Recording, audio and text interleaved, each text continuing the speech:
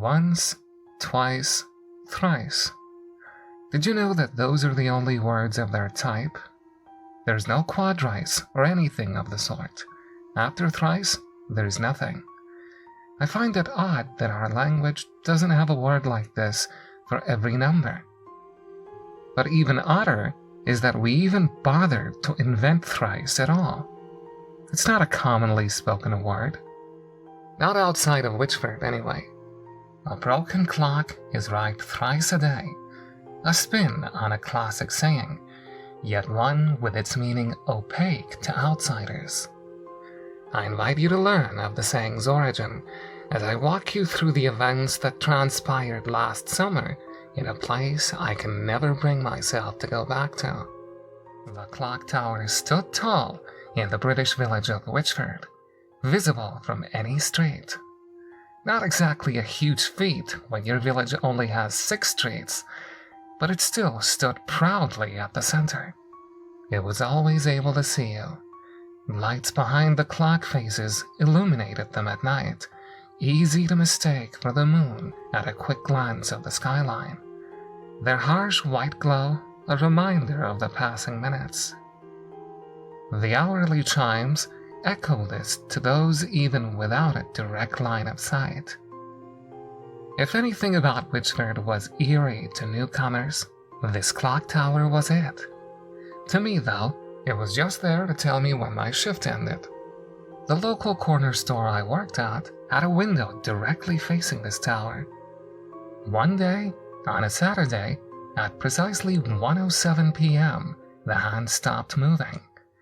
I didn't notice until a customer I was serving chuckled slightly. "I can't believe it's been 1:07 for nearly an hour." Her sarcastic tone still not cluing into what exactly she meant. I didn't clock onto the joke until she showed me her watch and gestured towards the clock tower. Sure enough, it was 2 p.m., yet the tower told otherwise. "Well, I guess it'll be right again tomorrow," I joked. "Twice if we're lucky." On her way out, she told me that she was going to inform Tobias. "I'm sure he already knows, but there's no harm in me just making sure." Tobias was the clock keeper, his house attached to the tower. I've never been inside, so I'm not sure whether he technically lived in the tower or next door. I suppose that depends on whether the buildings connect internally. Either way, the tower was his responsibility, as it had been for the past 50 years since his father tragically died after falling from the tower. At 5 p.m., as I finished work, I heard the familiar 5 chimes, seeming to confirm that the tower had been fixed. I never stopped to realize that the chimes continued to be eerily missing the rest of the day, nor did I look at the tower. In the morning the next day, as I left my house for a walk in the summer heat, I saw that the clock tower still read 1:07, despite hearing the 3 chimes the day prior. My walk always consists of walking down all 6 streets, stopping to say hello to anybody I pass on the way. It's only a 15-minute walk, unless the conversations delay it. On this day, though, the air felt quiet, even for a small village like Wychford. Things felt particularly more melancholy than normal. By the end of my walk, I hadn't seen a single person. That was as I got to the final street, the one that goes right through the village, right past the clock tower. I could see Rob, Wychford's lone police officer, standing at the doorway. His hat was held solemnly in his hands, a gesture that he reserves usually only for church services. By the time I got to the clock tower, he had gone to sit in his car. I could hear other officers on his radio confirming that they were on their way to the location. His car window had been rolled down, so I stopped to say hello. "Morning," I spoke with care to remove emotion from my voice. I didn't know what had happened or how serious the situation was. If something bad had happened, I didn't want to be the oblivious twat who walks in and asks, "Why the long face?" He seemed to not even notice me until I had spoken. "Hey, yeah, morning to you too. Is everything okay?" "Yeah," his words not matching his mannerisms. "Well, things will be okay." He looked pale. I didn't know what he had seen, but it had spooked him to his core. Before I even got the chance to ask further, he answered with what he knew I was curious about. "We're gonna have to announce it soon anyway, so..." He stepped out of his car and stood beside me. "3 bodies were just found inside the gears of the tower, twisted and mangled." I froze at the mental image in my head. It was enough to make me feel sick. I couldn't even imagine how he felt. "Did they fall in? Who are they?" "We don't know anything yet. None of them are local residents. I didn't recognize their faces, at least not what was left of them. We're treating it as suspicious, but until we investigate further, that's all I can say." As the day went on, more information was released. Sketches of their faces were shown, and not a single person said they knew them. Their identities were a mystery to us, yet we still felt shared mourning for their deaths. It was thought to have been a freak accident after checking various cameras and questioning local residents. Nothing suspicious was found. At 4 p.m., the clock chimed 4, though the hands remained motionless. I think by now it's clear where the saying came from. I don't know who was the first to say it, but for these few days, it's all anybody would say when those chimes came in. Well, even a broken clock is right thrice a day. It wasn't exactly a joke, although by definition, I suppose it is. Nobody ever laughed when the words were spoken. It was more like an absurd observation. The statement itself silently asked the question, but how is it possible for a broken clock to be right thrice a day? The next day, more police were in the area. I would have asked Rob what was happening, but he spent most of the day beyond where the public was now allowed, tied up in the whole ordeal. This day sticks in my mind the most, because it was before any of us knew what was truly going on, but we knew enough to draw up theories. A lot of people thought that maybe they had found more evidence, perhaps even pointing to murder. A crowd of us were on the street of the tower, hoping for someone to inform us of anything. We fell silent at 3 p.m. as 3 chimes played. We went home without any new information, though our questions were partially answered in a town meeting called the next day. Bob stood in front of our small town hall, with officers either side of him. Seeing more than a single police officer in our tiny village still felt surreal. As you all know, 2 days ago, 3 bodies were found in Wychford Clock Tower. As of now, the identities of these people are still unknown. After a few seconds of silence, Rob continued. Yesterday, many of you noticed higher police activity. It's always best to lay theories to rest before they get out of hand.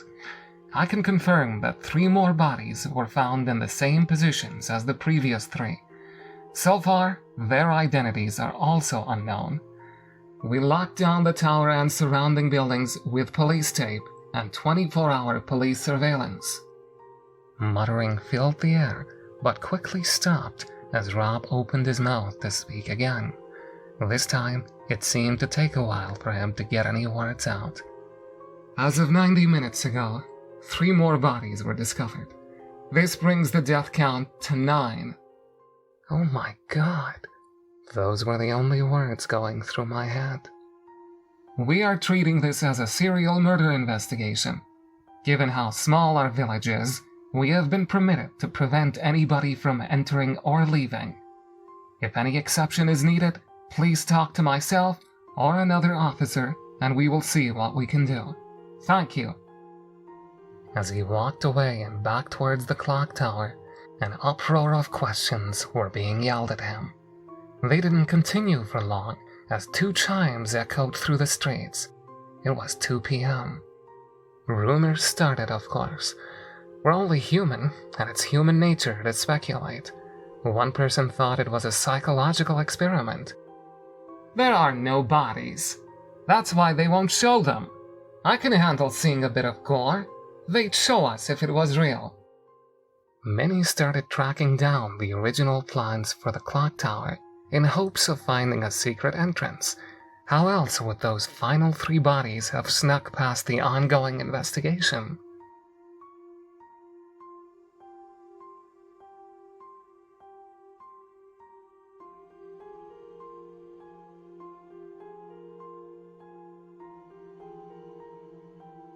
Some would whisper of ghosts.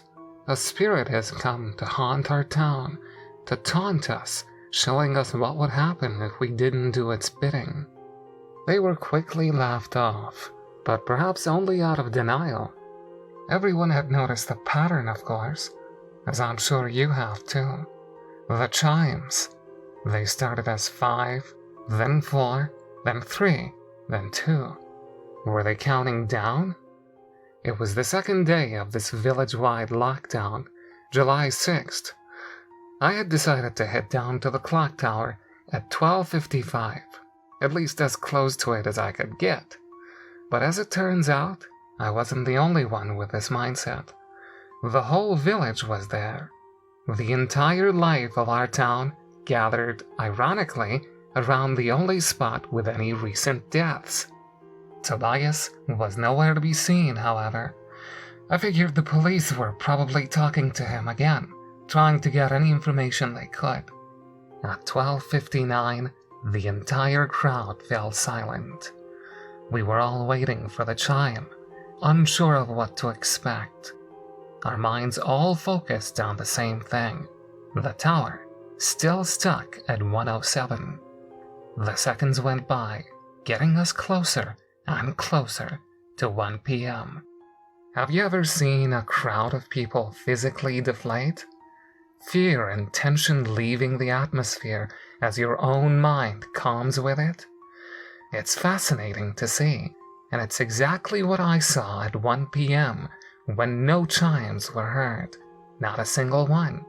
It did not chime once, nor twice, nor thrice.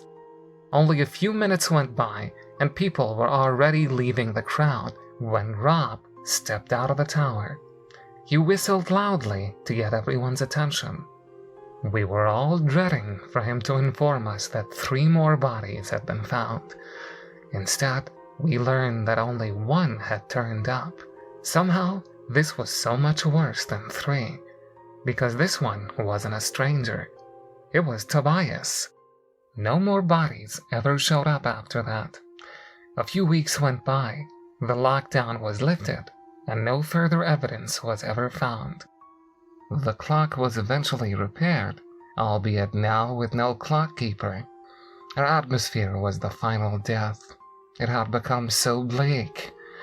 It seemed to be over, but the memories would forever be with us, the fear imprinted in our minds.